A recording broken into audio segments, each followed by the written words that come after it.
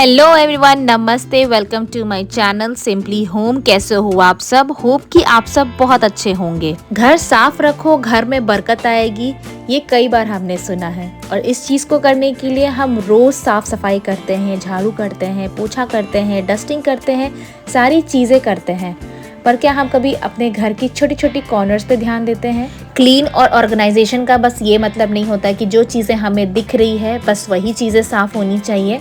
हमें अपने छोटे छोटे कॉर्नर्स, चाहे वो ड्रॉर हो या वार्डरोब हो, हर छोटी चीज़ों को आपको बहुत ऑर्गेनाइज करके रखना है, क्लीन करके रखना है। तभी हम एक प्रॉपर होम मेकर कहला सकते हैं, जो हर एक छोटी चीज़ों का ध्यान रखे, हर एक कॉर्नर का ध्यान रखे। तो आज की वीडियो में हम वही छोटे छोटे कॉर्नर्स को हम ऑर्गेनाइज करेंगे, बिल्कुल नो कॉस्ट ऑर्गेनाइजेशन के साथ। सारे ड्रॉर्स को ऑर्गेनाइज करेंगे, अपने स्टडी टेबल के ड्रॉर्स को ऑर्गेनाइज करने वाले हैं। और अपनी चीज़ों को मैं कैसे ऑर्गेनाइज करके रखती हूँ आप लोग के साथ शेयर करूँगी। सो ये वीडियो आप लोग के लिए काफ़ी हेल्पफुल हो सकता है। और अगर आप मेरे चैनल में पहली बार आए हैं सो प्लीज़ कंसिडर सब्सक्राइबिंग। मेरा नाम है निशी और मैं इस चैनल पे आपके और मेरे घर से जुड़े वीडियोस बनाती हूँ जो कि आप लोगों के लिए काफ़ी हेल्पफुल हो सकता है। तो चलिए वीडियो स्टार्ट करते हैं।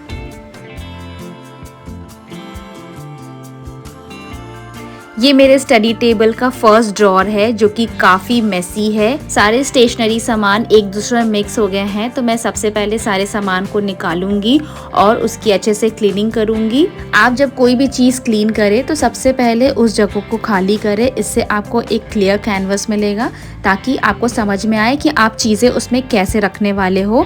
यहाँ पर मैंने एक मिठाई का डब्बा लिया है जिसमें काफ़ी अच्छे डिवाइडर्स बने हुए हैं जो कि बहुत ज़्यादा यूज़फुल होएगा। मैं सारे स्टेशनरी के सामान को अलग अलग डिवाइडर्स में रख पाऊंगी, इससे चीज़ें जो है मिक्स नहीं होंगी।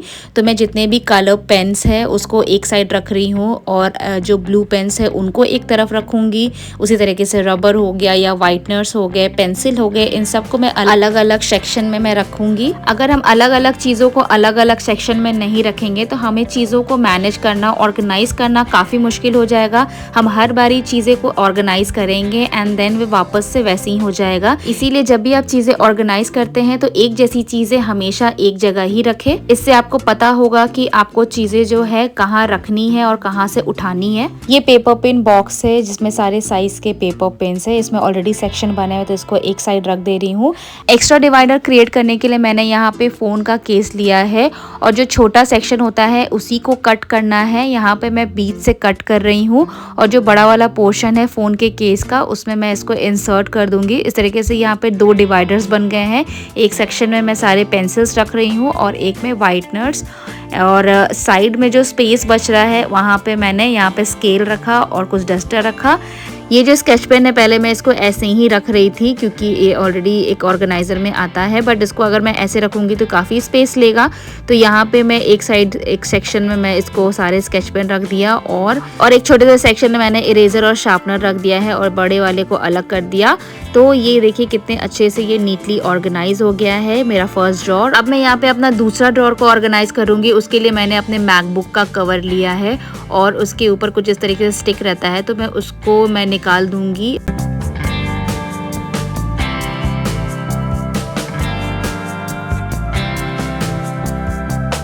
इन दोनों बॉक्स में से जो छोटा वाला बॉक्स है मैं उसको कट करूँगी, सेम जैसे मैंने फ़ोन के बॉक्स को कट किया है, लेकिन उसमें मैंने 2 सेक्शन बनाए थे, इसमें मैं 4 सेक्शन बनाऊँगी और उसको कट करूँगी।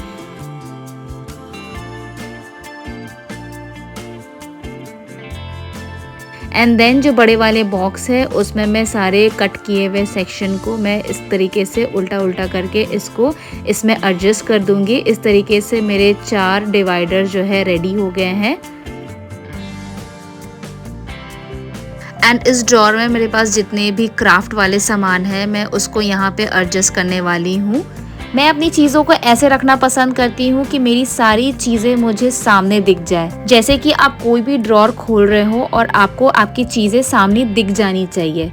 और ये मेरे पास कुछ कलरफुल सेलो टेप है, तो अगर मैं इसको ऐसे रखूँगी तो ये इधर से उधर होता रहेगा, इसीलिए मेरे पास ये कुछ इस तरह का स्टिक था, तो मैं उसको इसमें फंसा करके ऐसे मैंने रख दिया है। और सारे सेलो टेप जो बड़े वाले सेलो टेप है उनको मैंने एक साइड कर दिया है, ताकि सारी चीज़ें देखिए आप कितना नीटली मेरे को दिख रहा है और मैं यहाँ आराम से एक बार में पिक कर सकती हूँ। और जो बैटरीज होते हैं वे घरों में इधर उधर रखे रहते हैं, जिसकी वजह से हमें पता नहीं चलता है कि हमारे पास बैटरीज है कि नहीं है, क्योंकि ये सारी चीज़ें हमें रेयर में यूज़ होता है और कहाँ हम चीज़ें रख के भूल जाते हैं हमें पता नहीं होता है। तो हमेशा इस तरीके का ट्रांसपेरेंट उसका एक बॉक्स बनाएं जिसमें आप इसको रखें और आपको पता हो कि आपने चीज़ें यहाँ रखी है। यहाँ पे मैंने कार्डबोर्ड रोल लिया है और इसका मैं DIY करने वाली हूँ। मेरे पास कुछ पेंटिंग ब्रश है और उसको रखने के लिए मेरे पास कोई ऑर्गेनाइजर नहीं है, तो मैं इसी का मैं अभी बनाने वाली हूँ। और ये एक साइड से ऑलरेडी ये सिक्योर है, लेकिन मैं ऊपर से एक और सेलो टेप इस पे मार दे रही हूँ। और इसका कैप बनाने के लिए मैंने यहाँ पे कार्डबोर्ड लिया है जो कि ये पेंटिंग ब्रश में ही मुझे मिला, तो मैं इससे इसका ढक्कन बनाने वाली हूँ। तो मैं इसको सर्कल काट लूँगी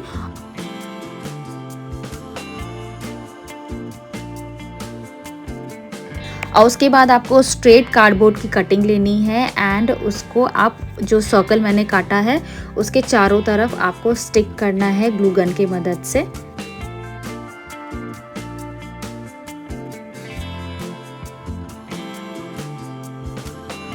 यहाँ पे ये कैप रेडी हो गया है, ये थोड़ा और अच्छा दिखे तो इसके लिए मैं इसको पूरा एक कलरफुल पेपर से मैं इसको कवर करने वाली हूँ। तो मेरे पास पहले से ही मेरे पास वॉलपेपर शीट है, तो मैं उसी से इसको कवर करने वाली हूँ। और ये जो वॉलपेपर है ये एडहेसिव है, तो ये बस इसको पील ऑफ करना है और जस्ट स्टिक कर देना है।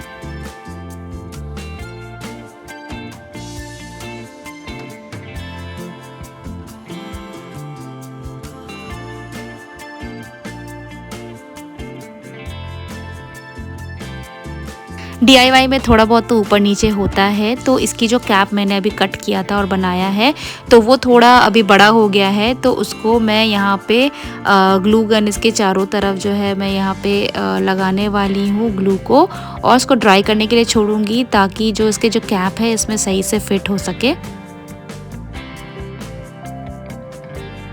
चीज़ें जो आपको दिखे ना उसे लेबल करना बिल्कुल ना भूले, तो मैं इसे लेबल कर दे रही हूँ। मुझे तो पता रहेगा कि मैंने इसमें क्या रखा है, लेकिन बाकी घर के लोगों को पता चले इसीलिए इसको लेबल करना ज़रूरी है।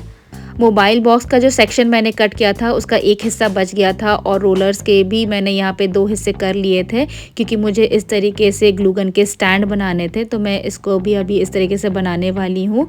इसमें आपको कुछ नहीं करना है, बस आपको रोलर लेना है और इसके चारों तरफ से ग्लू गन अप्लाई करके आपको यहाँ पे इसको स्टिक कर देना है। जब भी आप किसी एरिया को ऑर्गेनाइज कर रहे हैं पहले आप उसको एनालाइज कर ले कि आप यहाँ पे कैसे क्या रखने वाले हो। तो यहाँ पे साइड में थोड़ा सा स्पेस बचा हुआ था, मैंने ड्रॉर के अकॉर्डिंग साइड में स्पेस था और मुझे ग्लू गन को रखने के लिए जगह बनानी थी, तो इस जगह को मैंने यूटिलाइज किया।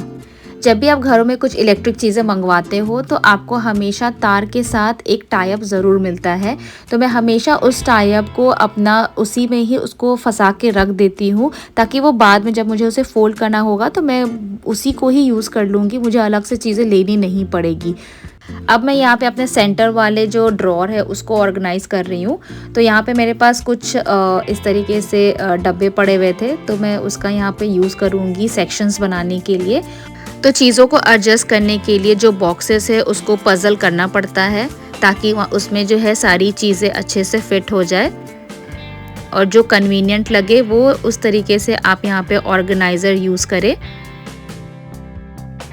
इस ड्रॉर में भी मैं सारे जो शार्प आइटम्स है उसको एक तरफ रख रही हूँ। ब्रशेस को मैंने एक तरफ रख दिया, बैटरीज मैंने एक तरफ रख दिया, सेफ्टी पिन एक बॉक्स में रख दिया और अपने जो पेन ड्राइव्स है उसको इस तरीके के बॉक्स में मैंने करके रख दिया है, ताकि जो चीज़ें हैं वो एक साइड रहे, एक तरफ रहे और चीज़ें एक दूसरे में मिक्स ना हो। घरों में कई बार छोटे छोटे डिस्पोजल आइटम्स आते हैं, हम उसे फेंक दिया करते हैं, बट हमें ये पता नहीं होता है वो हमारी चीज़ों को ऑर्गेनाइज करने में बहुत ज़्यादा यूज़फुल हो सकता है कभी कभी, इसलिए मैं इस तरीके की चीज़ों जो है मैं रख लिया करती हूँ।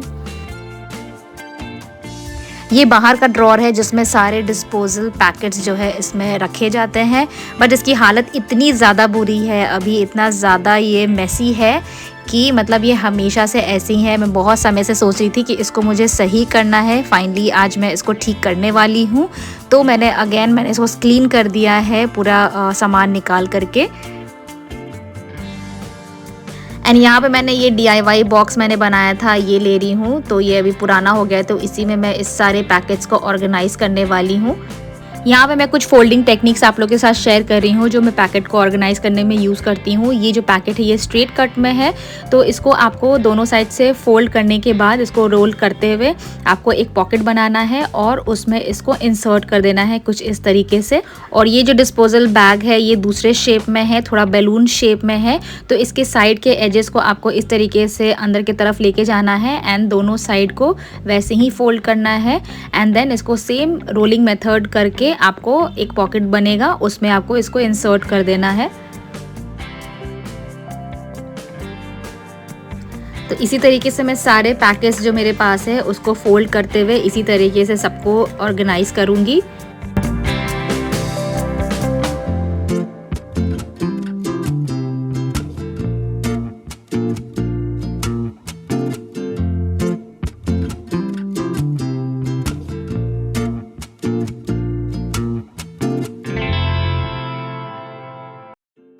और ये जो DIY ऑर्गेनाइज़र मैंने बनाया था जो कि पुराना हो गया है, उसमें मैं इसको ऑर्गेनाइज़ कर दूंगी।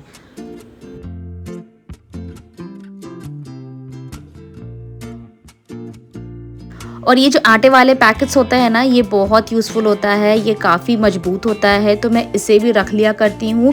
कूड़े फेंकने में तो काम आ ही जाते हैं, साथ ही साथ अगर इसको आप कहीं अगर लाइनर के तौर पे यूज़ करना चाहते हैं आप उसमें यूज़ कर सकते हैं। कुछ भारी सामान अगर आपको इसको बैग बनाना है तो आप उसमें यूज़ कर सकते हैं, इसीलिए मैं इसे भी रख लिया करती हूँ। फ़िलहाल मैं इसे एज अ लाइनर यूज़ कर रही हूँ।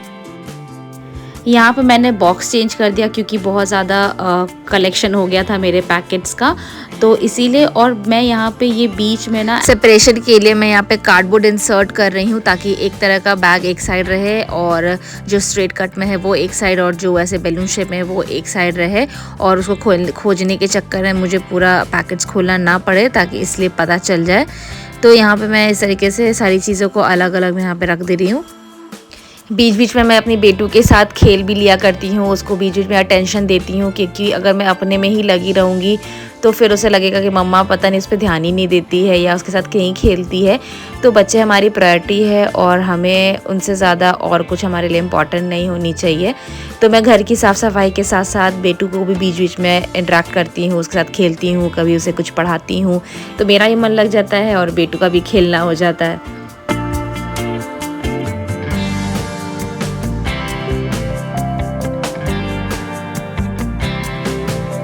छोटे छोटे जो प्लास्टिक बैग होते हैं उनको रखने का भी एक प्रॉपर जगह हमें उसको देना चाहिए, क्योंकि अगर हम उस पर नहीं ध्यान देंगे तो वो बिल्कुल ही इधर उधर बिखरा पड़ा रहता है। तो यहाँ पे मैंने उसके लिए एक बॉक्स लिया है, कार्टन लिया है, और जो हमारे पास डाइपर पे लगे हुए जो ओपनिंग होते हैं उसको मैंने यहाँ पे लिया है, और इस तरीके से मैंने यहाँ पे उसको लगा दे रही हूँ ताकि यहाँ से मैं इसमें प्लास्टिक जब रखूँ तो मैं इसको यहाँ से निकाल पाऊँ।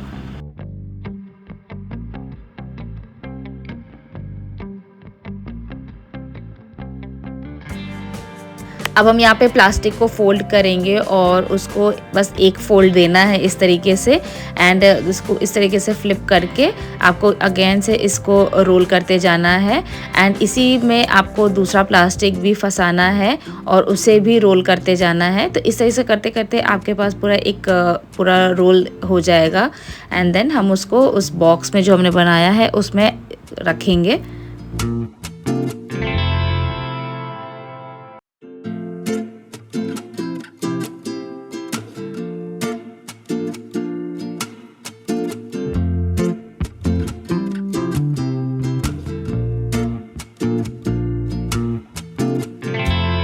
प्लास्टिक को इनमें इस तरीके से रोल करके रखने के बाद हम इसे कुछ इस तरीके से निकाल सकते हैं। तो यहाँ पे काफ़ी नीटली मैंने अपनी चीज़ों को ऑर्गेनाइज यहाँ किया है और बहुत एक्सेसिबल है। एंड देन यहाँ पे मैंने एक बॉक्स लिया है और हमारे जो बर्थडे के जो सारे आइटम्स होते हैं वो भी हम कई बार इधर उधर रख देते हैं, तो मैं उसको भी हमेशा एक बॉक्स में करके रखती हूँ। बलून्स, बर्थडे बैनर, सेलो टेप्स, जो भी बर्थडे में यूज़ होने वाली चीज़ें होती है मैं एक बॉक्स में रखूँगी। और इसे सबसे पहले तो हमें लेबल करना चाहिए, हम लेबल नहीं करते हैं।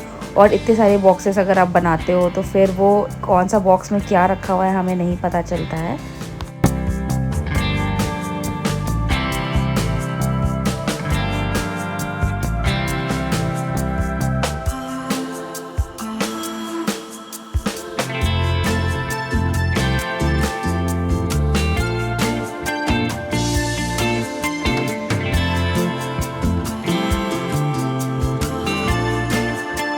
सो गाइज़, ये था आज का इंटरेस्टिंग सा वीडियो। आई होप कि आज का वीडियो आप लोगों के लिए हेल्पफुल रहा होगा। अगर हेल्पफुल रहा हो तो please give a like, comment and subscribe it to my channel.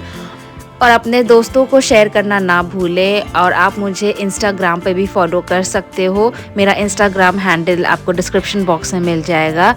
Till then, tata, bye bye, take care, bye.